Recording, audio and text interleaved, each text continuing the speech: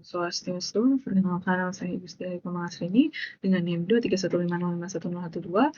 Saya dari Program Studi Pendidikan Teknik Informatika dari kelas PTI 5A. Nah, di video kali ini saya akan menjelaskan terkait source code yang digunakan pada aplikasi. Akan untuk mengembangkan aplikasi resep pustaka, di mana aplikasi ini dikembangkan menggunakan Flutter dengan menggunakan Buzzer. Nah, di sini kita mulai dari struktur datanya terlebih dahulu. Nah, struktur data aplikasi ini, struktur yang utama terdapat di library ini. Kita mulai langsung saja. Library, lalu di library ini dari beberapa folder, ada core, util, view, dan juga view. Nah, kemudian kita mulai dari folder core.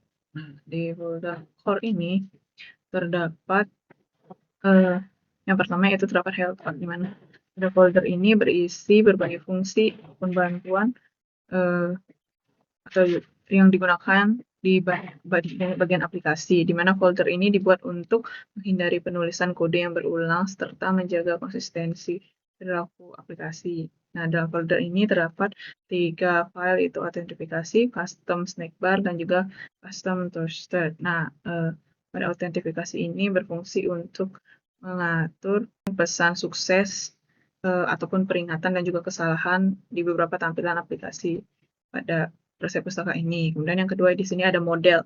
Nah, model di sini berisi seluruh struktur data yang digunakan dalam aplikasi resep pustaka, di mana folder ini berfungsi untuk merepresentasikan data dari backend ke dalam bentuk objek, dan di mana dalam folder ini terdapat beberapa model penting, yaitu ada comment model, dari resep model, ada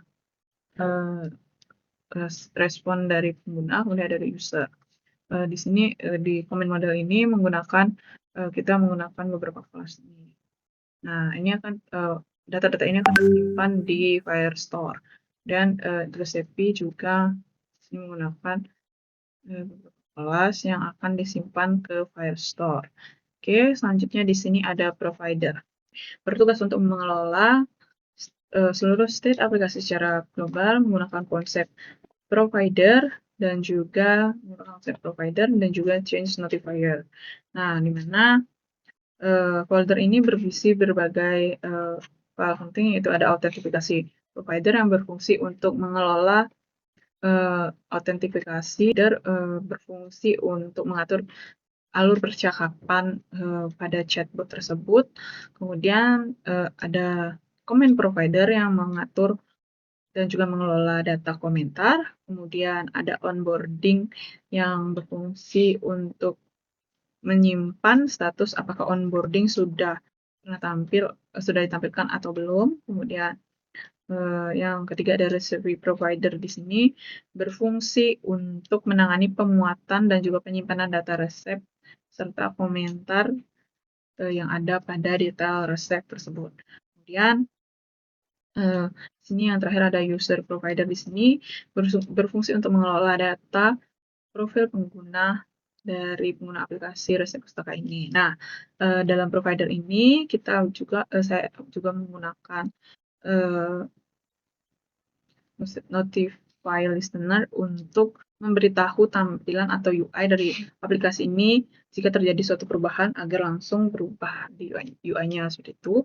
Kemudian lanjut di sini ada service. Nah, service ini merupakan folder yang berfungsi untuk menangani seluruh proses yang berkaitan dengan backend dan juga mengelola logika.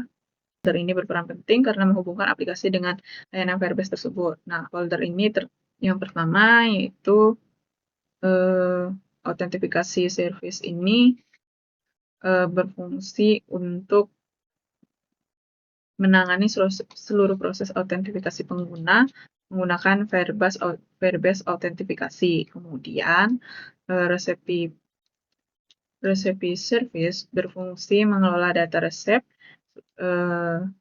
di Firebase Store, dan juga comment service ini berfungsi untuk menangani penyimpanan dan juga pengambilan data komentar. Kemudian chat service mengelola logika di chatbot dengan menggunakan role ini. Oke, selanjutnya terdapat Firestore service. yang berfungsi sebagai layanan umum untuk operasi Firestore agar tidak terjadi duplikasi kode. Aplikasi service ini berfungsi sebagai menangani Firebase Code Messaging untuk notifikasi, dan juga yang terakhir yaitu API Service Indies. Nah, widget yaitu folder yang menyediakan berbagai komponen tampilan yang dapat digunakan kembali. Di sini ada folder widget yang menyediakan berbagai komponen tampilan yang dapat digunakan kembali. Di mana tujuan utama dari folder ini adalah untuk menjaga konsistensi tampilan setelah mengurangi duplikasi kode UI. Nah, yang di sini ada onboarding, comment, dan show dialog. Nah, pada komen onboarding page ini berfungsi untuk mengatur tampil halaman pada onboarding. Kemudian untuk show dialog ini untuk menampilkan indikator loading saat proses. Nah, di sini ada YouTube. YouTube in-frame ini digunakan untuk menangani kebutuhan teknis agar di sini saya menampilkan video YouTube di aplikasinya agar tidak terjadi crash ataupun agar tampilannya lebih baik dan juga stabil. Kemudian terakhir di sini ada views. Nah, pada folder views ini berisi seluruh halaman aplikasi, halaman utama aplikasi, di mana folder ini berfokus untuk menampilkan tampilan antarmuka di seluruh aplikasi ini. Akun informasi untuk mengatur tampilan pada informasi akun atau informasi profil, kemudian add resep untuk mengatur tampilan untuk menambahkan resep, kemudian kategori page ini berfungsi untuk mengatur kategori yang ada pada resep. Untuk chatbot ini mengatur tampilan chatbot pada aplikasi ini. Kemudian dashboard berfungsi untuk mengatur halaman utama itu main menu pada dashboard pada aplikasi ini. Kemudian detail resep untuk mengatur tampilan detail resep pada aplikasi ini. Kemudian favorit juga seperti itu, dan yang lainnya juga seperti itu. Kemudian sama. Dan di sini ada MindDart yang merupakan titik utama di aplikasi ini yang berfungsi untuk melakukan inisiasi Firebase yang menyiapkan seluruh provider yang digunakan pada seluruh aplikasi ini. Di sini diatur. Itu. Kemudian inisiasi ini berfungsi untuk mengatur inisiasi dengan Firebase-nya. Baik, sekian dari penjelasan saya.